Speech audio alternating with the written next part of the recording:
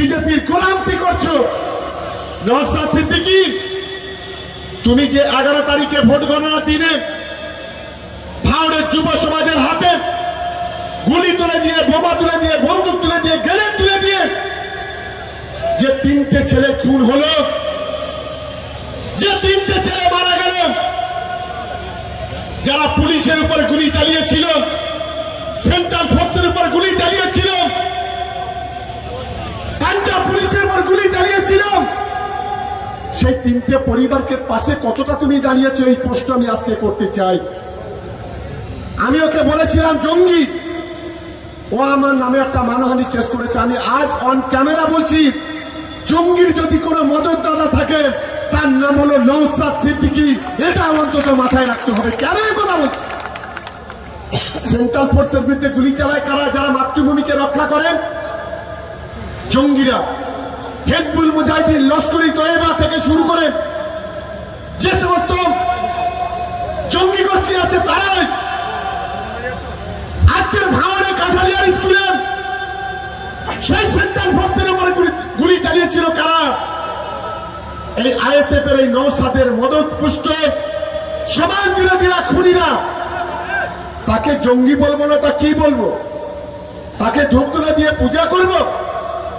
আজকের মুসলমান সমাজটাকে ধ্বংস করার জন্য, আজ নিজেদের স্বার্থ সিদ্ধি চরিতার্থ করার জন্য বিজেপির কলকে আজকে তামাক খাচ্ছ। খাও, আমার আত্মবিশ্বাস বেশি দিন সময় নেই। আজকে 3 তারিখ মার্চের,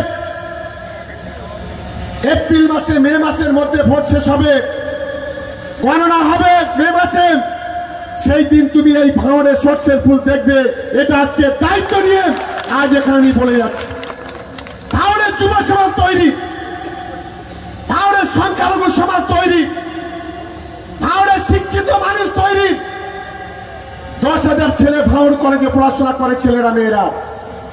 আমি আমার ছোট্ট ছোট্ট ভাই বোনেদের কাছে আবেদন করব, আগামী দিনে এই বাংলাটাকে, ভাঙড়কে সুস্থ সমাজ উপহার দিতে হবে। আগামী দিনে বাংলায় বিজেপির গোলাম দাবিদারকে ভাঙড় থেকে উচ্ছেদ করতে হবে। আগামী দিনে ভাঙড়ের উন্নয়নটা করতে হবে। ভাঙড়ের যুব সমাজকে সুস্থ সমাজে ফেরাতে হবে।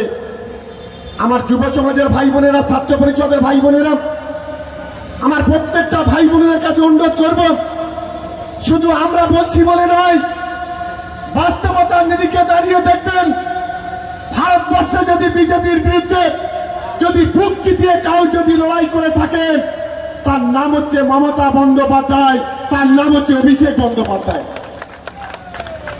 আপনারা শুনলে অবাক হবেন যে আজকের প্রতিদিন সিবিআই, ইডি ইনকাম ট্যাক্স লাগিয়ে দিচ্ছে তৃণমূল কংগ্রেসের নেতাদের কণ্ঠরোধ করার জন্য।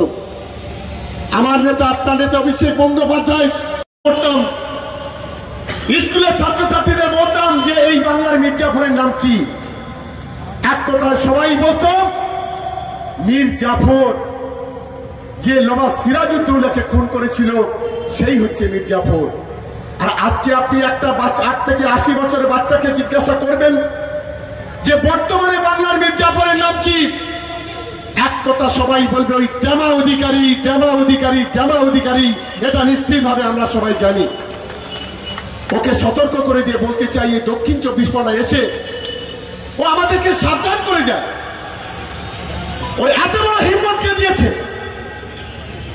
প্রতিটা মিটিংয়ে আমাদের নাম করে আমাদেরকে সাবধান করে।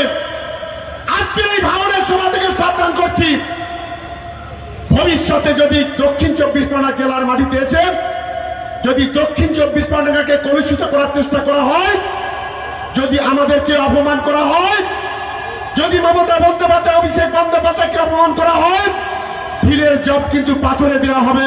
এটা অন্তত তোমার মনে রাখা উচিত।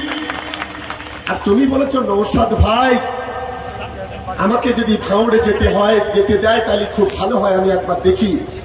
আমি তোমাকে আজকের এই সভা থেকে বলছি, তোমাকে ওয়েলকাম জানাচ্ছি ভাঙড়ে।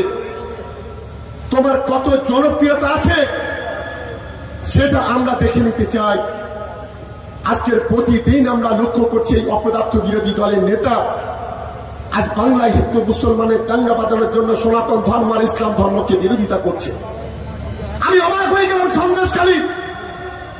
সন্দেশখালীতে গিয়ে এই অপদার্থ বলল ওখানে নাকি শুধু খালি সংখ্যালঘুরা SC ST মা বোনেদের ইজ্জত দিচ্ছে। লজ্জা করে না একটা বিরোধী দলের নেতার মুখ থেকে এই ধরনের কথা বলতে? আরে মমতা বন্দ্যোপাধ্যায় সেই মমতা বন্দ্যোপাধ্যায়